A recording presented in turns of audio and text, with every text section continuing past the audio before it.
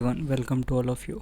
और आज के इस वीडियो में हम लोग बात करने जा रहे हैं Kumaon university BSc second year में आपका फ़िज़िक्स का सिलेबस क्या है। तो जो पहला पेपर आपको पढ़ना है वह है thermodynamics and statistical physics. First paper है आपका heat, thermodynamics and statistical physics. तो मेनली अगर देखा जाए तो थर्मोडायनेमिक्स आपको पढ़नी है और स्टैटिस्टिकल फिज़िक्स पढ़नी है, ठीक है। और जो सेकंड पेपर होगा आपका बीएससी सेकंड ईयर में, ठीक है, वो क्या है, ऑप्टिक्स। सेकंड पेपर है आपका ऑप्टिक्स का। तो आइए देखते हैं सिलेबस क्या है इसका, ठीक है। आपका सिलेबस क्या होगा।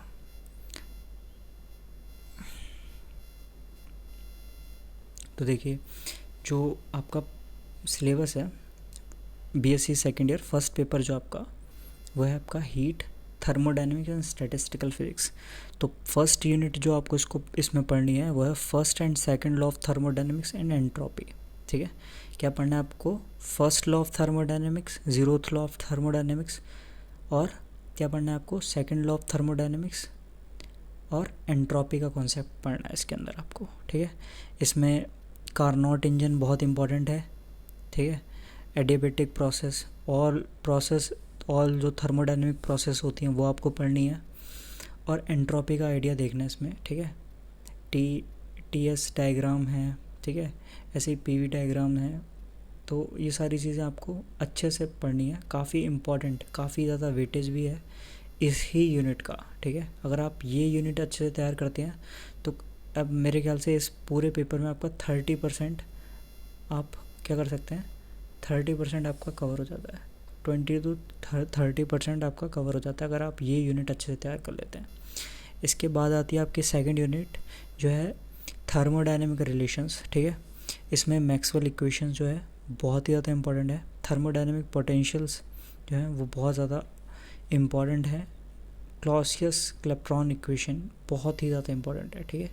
तो इसमें बहुत कम है सिलेबस इस वाली यूनिट में, लेकिन सब कुछ इम्पॉर्टेंट है। तो इस यूनिट को भी आपको अच्छे से आप कर सकते हैं। इसके बाद जो थर्ड यूनिट है वो आपके हीट ट्रांसफ़र, ठीक है।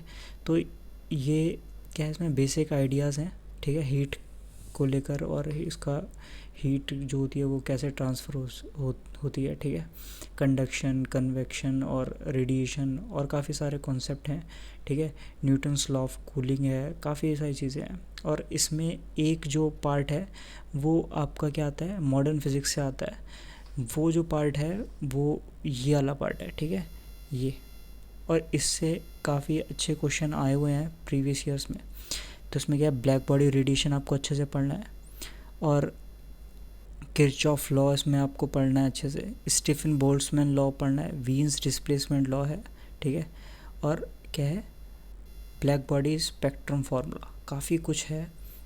जो हीट ट्रांसफ़र वाली यूनिट है इसमें जो ये नीचे वाला पार्ट है ना, ये बहुत ही ज़्यादा इंपॉर्टेंट है। कौन सा, ब्लैक बॉडी रेडिएशन का। ये मॉडर्न फिज़िक्स का पार्ट है, और ये काफ़ी इम्पॉर्टेंट है आपके पेपर के पॉइंट ऑफ व्यू से भी। और इसमें और भी चीज़ें हैं, खाली इधर ही ख़त्म नहीं हो रहा है, ये यहाँ से है ये, ठीक है, और ये यहाँ तक है, ये वाला पार्ट कौन सा, हीट ट्रांसफ़र में है, और ये मॉडर्न फिज़िक्स का पार्ट है। तो देख सकते हैं आप, इसमें क्या है, रिले-जीन्स लॉ है, काफ़ी बार आया हुआ है। क्वांटम थ्योरी ऑफ रेडिएशन ये भी आया हुआ है, ठीक है। तो ब्लैक बॉडी नाम के लिए थर्मोडायनेमिक्स है, और काफ़ी मॉडर्न फिज़िक्स का काफ़ी ज़्यादा पार्ट है इसमें, ठीक है। वीन्स लॉ है, ठीक है, काफ़ी कुछ है। इतना अगर पोर्शन आप देखें थर्ड यूनिट में। अब इसके बाद अगर हम बात करें फोर्थ यूनिट की, जो कि है काइनेटिक थ्योरी ऑफ गैसेस। अगर देखा जाए जो फर्स्ट बीएससी सेकंड ईयर का जो ये पेपर है आपका, इसका जो सिलेबस है वो बहुत ही ज़्यादा बड़ा सिलेबस है, ठीक है, बहुत ही ज़्यादा बड़ा सिलेबस है, और इसको आपको बहुत अच्छे से तैयार करना पड़ेगा। तो ये हो गया। अब इसके बाद अगर हम बात करें जो काइनेटिक थ्योरी ऑफ गैसेस है, एक यूनिट आपकी, और उसके बाद है statistical physics, basic concept of statistical physics. तो बेसिक से थोड़ा सा ऊपर ही है, कम नहीं है, बहुत कुछ है, बहुत कुछ लिखा हुआ है सिलेबस में। अगर इतना कुछ पढ़ना है तो काफ़ी कुछ पढ़ना है आपको, ठीक है। Basic concept of statistical physics और काइनेटिक थ्योरी ऑफ गैसेस, तो काफ़ी कुछ है आपका बीएससी सेकेंड ईयर का जो फर्स्ट पेपर है उसमें। अब बात करते हैं अगर हम सेकंड पेपर की, तो सेकंड पेपर में क्या है, तो सेकंड पेपर जो है आपका वह है ऑप्टिक्स का। ऑप्टिक्स में फर्स्ट जो है आपको फॉर्मेट प्रिंसिपल और theory of image formation, first unit ये है, ठीक है। इसमें यहाँ से यहाँ तक आपको पढ़ना है, ठीक है। ये हो गया आपका फर्स्ट यूनिट। सेकंड यूनिट जो है वह है ऑप्टिकल एब्रेविएशन, ठीक है, एंड डिस्पर्शन, तो ये आपका सेकंड यूनिट है। थर्ड यूनिट जो है आपका वो इंटरफेरेंस है। तो इंटरफेरेंस ये जो है आपने 12th में भी पढ़ा होगा, तो लेकिन ये उस लेवल का नहीं है, उससे काफ़ी ज़्यादा हाई लेवल का है।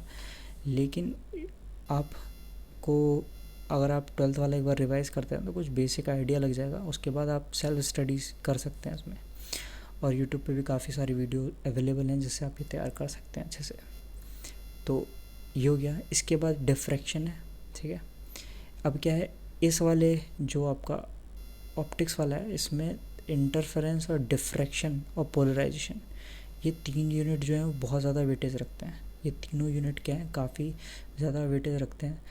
50 to 70% वेटेज यही रखते हैं, ठीक है। तो ये 3 यूनिट भी आप बहुत अच्छे से तैयार करें, ठीक है। और बाकी ये सिलेबस पूरा ही तैयार करें, लेकिन ये 3 यूनिट बहुत अच्छे से तैयार करें। और इन 3 यूनिट से क्या जो बाकी के एंट्रेंस एग्ज़ाम्स हैं उसमें भी काफ़ी ज़्यादा क्वेश्चन पूछे जाते हैं। तो अगर आप फ्यूचर में कोई एंट्रेंस की तैयारी कर रहे हैं फ़िज़िक्स से रिलेटेड, तो ये जो 3 यूनिट हैं, ये 3 यूनिट भी काफ़ी ज़्यादा क्या है, इम्पॉर्टेंट है आपके लिए। अब इसके बाद क्या है, ये आपका सिलेबस है। तो अब इसके लिए आपको बुक्स क्या फॉलो करनी है, तो ये बुक्स भी दे रखी है नीचे, ठीक है। तो आप इनमें से कोई भी बुक फॉलो कर सकते हैं, ठीक है। बाकी ये ऑप्टिक्स के लिए हुई, और ऐसे ही आपको यहाँ पर दे रखी है ये थर्मोडायनेमिक्स की, ठीक है। तो आई होप जो ये वीडियो है आपके लिए काफ़ी हेल्पफुल रही होगी, ठीक है।